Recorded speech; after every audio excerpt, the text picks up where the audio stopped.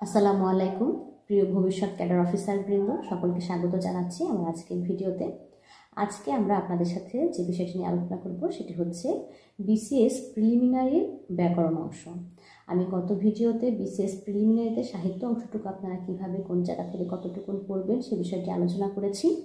আজকে আমরা ব্যাকরণ অংশটি ডিটেইল আলোচনা করব এবং আলোচনার শেষে আমরা বাংলা সাহিত্যের সেরা 30 জন সাহিত্যিকের নাম, যাদের সাহিত্যকর্ম এবং যাদের নিয়ে প্রশ্ন প্রতি বছরই প্রিলিমিনারিতে আসে এবং লিখিততেও আসে, এরকম গুরুত্বপূর্ণ 30 জন লেখকের নাম আমি শেষে বলে দেব।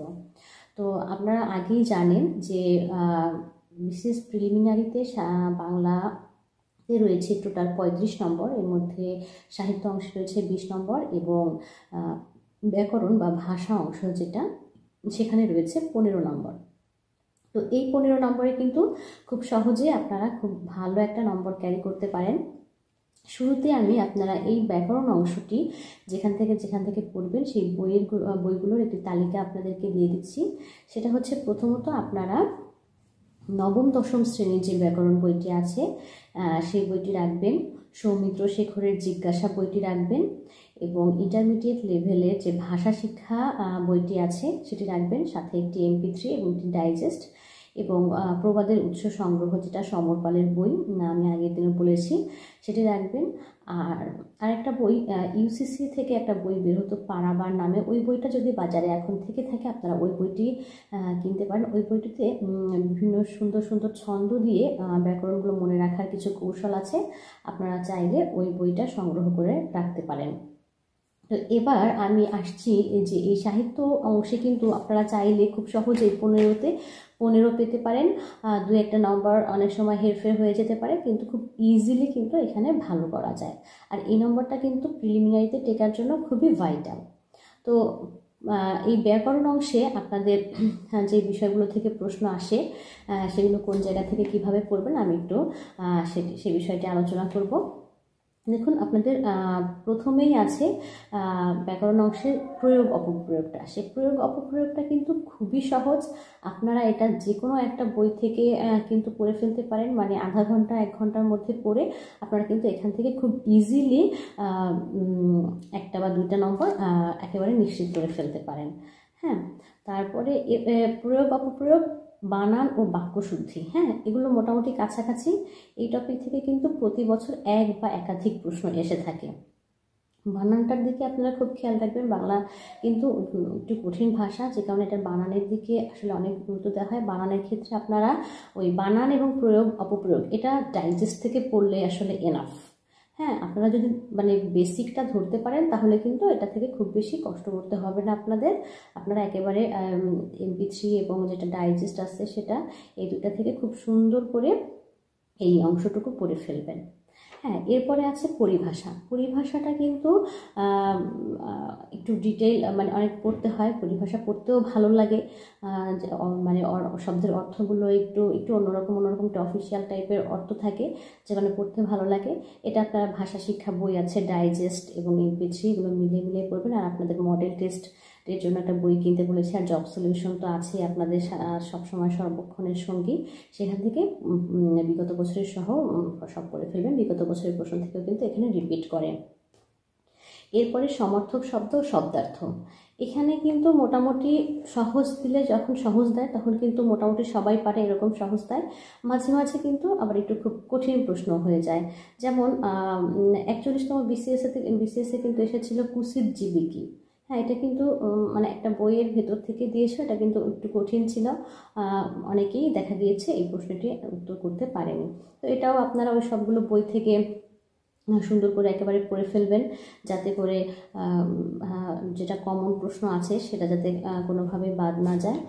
আর এ তো বিপরীত শব্দ আছে, বিপরীত শব্দ থেকেও প্রতি বছর একটি করে প্রশ্ন আসে, এটাও মোটামুটি সহজেই হয় প্রশ্ন। আপনারা ডাইজেস্ট MP3 এগুলো সবগুলো মিলিয়ে তারপরে পড়বেন। বিপরীত শব্দ থেকে কিন্তু একটা প্রশ্ন মাস্ট আসে। এরপরে আসে বাকযন্ত্র ও ধ্বনি। হ্যাঁ, এখানে কিন্তু খুব ভাইটাল একটা পার্ট, এখান থেকে দুইটা একটা প্রশ্ন আসেই, এবং এখানে কিন্তু আপনি একটু মোটামুটি কনসাসলি পড়াশোনা করলে এবং এই ব্যাকরণটা ধরে ফেললে কিন্তু এখান থেকে খুব ভালো একটা নাম্বার আপনি ক্যারি করতে পারবেন। আর বাকযন্ত্র ও ধ্বনি, হ্যাঁ, এই বাকযন্ত্র ধ্বনি আছে, বর্ণ আছে, শব্দ আছে, এই কয়েকটা টপিক হচ্ছে আপনারা নবম দশম শ্রেণীর যে ভাষা ব্যাকরণ বইটা আছে ওই বই থেকে পড়ে ফেলবেন। খুব সুন্দর, এটা কিন্তু একটু কঠিন না একটা অংশ, কিন্তু আপনার একটু মনোযোগ দিয়ে পড়লে কিন্তু এই ব্যাপারগুলো, যেমন অর্ধমাত্রা শব্দ বর্ণ আছে, মাত্রাহীন বর্ণ আছে, তারপরে হচ্ছে মাত্রাযুক্ত বর্ণ কোনগুলো, এগুলো কিন্তু আসে, ঘুরে ফিরে এই ধরনের প্রশ্ন আসে। এরপরে শব্দটা মানে কোনটা কোন দেশের শব্দ, আপনারা জানেন যে বাংলা ভাষায় বিভিন্ন ধরনের শব্দ আছে, কোন অঞ্চল থেকে সেটা, কোনটা সংস্কৃত, কোনটি হচ্ছে আপনার পাঞ্জাবি, কোনটি তুর্কি, এরকম পর্তুগিজ শব্দ, বিভিন্ন শব্দের ভাণ্ডার কিন্তু নিয়ে আমাদের বাংলা ভাষা। তো এগুলোও কিন্তু খুব সহজে আপনারা ওই নবম দশম শ্রেণীর বই থেকে, আর যেটা আপনাদের গাইড বই আছে, ডাইজেস্ট আছে, সেখান থেকে পড়ে ফেলতে পারেন। বাক্য আরেকটা টপিক আছে, বাক্য কিন্তু এখানে কিন্তু এটা কিন্তু খুব ইজি একটা টপিক। এখানে জাস্ট আপনাদের দেখা যায় অনেক সময় ট্রান্সফরমেশন অফ সেন্টেন্স, যেটা যে সরল বাক্য, জটিল বাক্য, যৌগিক বাক্য রূপান্তর, এটাও খুব সহজ, জাস্ট নিয়মটা শিখে নেবেন কোথায় কোনটা বসবে। আর একটা আসে বাক্য রূপান্তর, যেমন ধরুন একটা নেগেটিভ বা নাবোধক বাক্য আছে, এটাকে প্রশ্নবোধক করতে হবে। এসব ক্ষেত্রে কিন্তু আপনারা সবসময় মাথায় রাখবেন, কখনোই কিন্তু অর্থ পরিবর্তন করতে বলা হয় না, অর্থটাকে ঠিক রাখতে হবে। যেমন হচ্ছে সে ভালো ছেলে যদি বলে এবং আপনাকে বলে, যদি এটাকে নেতিবাচক বাক্য করতে বলে, আপনি কিন্তু বলতে পারবেন না সে ভালো ছেলে না, আপনাকে কিন্তু বলতে হবে সে খারাপ ছেলে না। হ্যাঁ, তো নেতিবাচক করলেও যাতে অর্থটা ঠিক থাকে এইভাবে করতে হবে। এরপরে প্রত্যয়, একটু কঠিন একটা টপিক, এই টপিকটা আসলে আপনারা, আমি এই টপিকগুলো যেগুলো কঠিন টপিক, এই টপিকগুলো নিয়ে আমি ক্লাস নিব। তো প্রত্যয়টা আপনাদেরকে একটু পরিশ্রম করে পড়তে হবে। এখান থেকে দুইটা প্রশ্ন আসে, যদি দেখেন যে খুব কঠিন দিয়ে দিয়েছে তাহলে এটা আনসার করা থেকে দ্রুত থাকবেন, আর যদি পড়ে ফেলতে পারেন তাহলে তো আলহামদুলিল্লাহ, কোনো সমস্যা নেই। এরপরে সন্ধিটাও আপনারা হচ্ছে নবম দশম শ্রেণীর বই থেকে পড়বেন সুন্দর করে আগে পড়ে, এরপর অন্যান্য বই যেগুলো আছে সেগুলো থেকে প্র্যাকটিস করবেন। সমাস, কারক, সমাসটাতে আগে আসে, সমাস থেকে কিন্তু প্রতি বছরই একটা দুইটা প্রশ্ন হয়। সমাসটা খুব ভালো মতো পড়তে হবে, এটাও নবম দশম শ্রেণীর বই থেকে পড়বেন।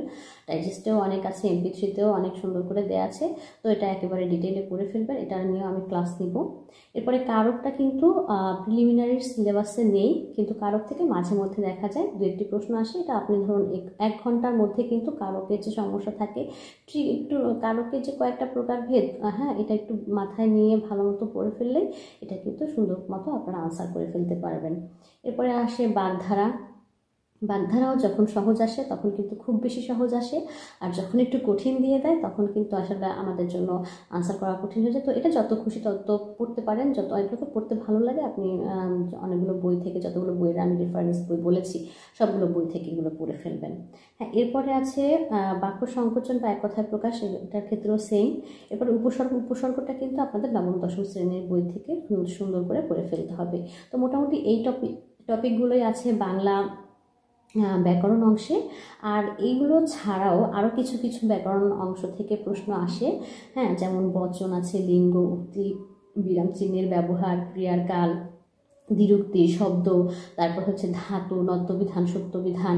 হ্যাঁ, এগুলো আপনারা সবগুলো মোটামুটি যে নবম দশম শ্রেণীর বইটার কথা বলেছি, এই বইটা খুব ভালো মতো পড়লে আপনারা দেখা যাবে প্রিলিমিনারিতেও খুব ভালো করতে পারছেন, আর লিখিতের জন্য এটা কিন্তু খুবই ইম্পর্ট্যান্ট। এখন আমাদের তো ব্যাকরণ অংশ হলো, আর পরীক্ষার সময় কিন্তু সবসময় খুব মাথায় রাখবেন, যদি আপনার প্রশ্ন কমন আসে তো আলহামদুলিল্লাহ, প্রশ্ন যদি কমন না আসে সেক্ষেত্রে কিন্তু আপনারা ভুলভাল দাগানোর একেবারেই চেষ্টা করবেন না। হ্যাঁ, ভুল দাগিয়ে ভুল করার চেয়ে, নেগেটিভ মার্ক খাওয়ার চেয়ে আপনারা আনসার করার থেকে বিরত থাকবেন, এটা কিন্তু বেস্ট। এবার আমি আসি আমাদের মেইন যেটা টপিক, সেটা হচ্ছে যে বাংলা সাহিত্যের যে গুরুত্বপূর্ণ 30 জন সাহিত্যিক আছে, ঘুরে ফিরে এদের প্রশ্নই আসলে আসে, দু একটা হয়তো হেরফের হতে পারে, এমন 30 জন সাহিত্যিকের নাম আমি আপনাদেরকে বলে দিচ্ছি। আর একটা বিষয় মনে রাখবেন, বাংলার ক্ষেত্রেও যে সাম্প্রতিক সময়ের যদি কোনো লেখক আলোচিত থাকে তাহলে কিন্তু তাকে নিয়ে খুব ডিটেলে পড়বেন। যেমন এবার কিন্তু হেলাল হাফিজ মারা গিয়েছেন, তো ওনার থেকে হয়তো বা একটা প্রশ্ন আসতে পারে। হ্যাঁ, তো আমি এখন শুরু থেকে বলছি যে এই সাহিত্যিকদের নাম, প্রথমে আমি যে 11 জন, যেটা আর কি বাংলা একাডেমির যে 11 জন তাদের নাম বলছি, ওনাদের তো একেবারে খুঁটিনাটি সব পড়বেন, বাকিগুলো একটু গুরুত্ব সহকারে পড়বেন। তো প্রথমেই আছে মাইকেল মধুসূদন দত্ত আছেন, রবীন্দ্রনাথ ঠাকুর, কাজী নজরুল ইসলাম, বঙ্কিমচন্দ্র চট্টোপাধ্যায়, ঈশ্বরচন্দ্র বিদ্যাসাগর, মীর মোশাররফ আলী, দীনবন্ধু মিত্র, জসিমউদ্দিন, বেগম রোকেয়া সাখাওয়াত হোসেন, ফররুখ আহমেদ, কায়কোবাদ, শরৎচন্দ্র চট্টোপাধ্যায়। এগুলো থেকে কিন্তু ঘুরে ফিরে প্রতি বছরই প্রশ্ন আসে। সো এগুলো তো সবার আগে খুব ভালো মতো পড়বেন।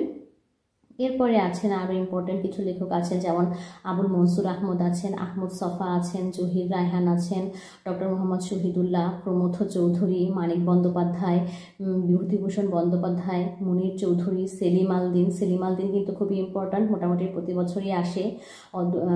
সৈয়দ ওয়ালিউল্লাহ ইম্পর্ট্যান্ট, হুমায়ুন আহমেদ এবং হুমায়ুন আজাদ, এই দুজনের একজন থেকে কিন্তু প্রশ্ন আসেই। এরপরে আরও আছেন অদ্বৈত মল্লবর্মন আছেন, তারপরে শামসুর রহমান খুবই ইম্পর্টেন্ট। শামসুর রহমান কিন্তু প্রিলিমিনারিতেও আসে, লিখিতেও আসে। ডক্টর মোহাম্মদ শহীদুল্লাহ আছেন, শহীদুল্লাহ কায়সার আছেন, সুকান্ত ভট্টাচার্য আছেন, সুকান্ত ভট্টাচার্য খুব ইম্পর্টেন্ট।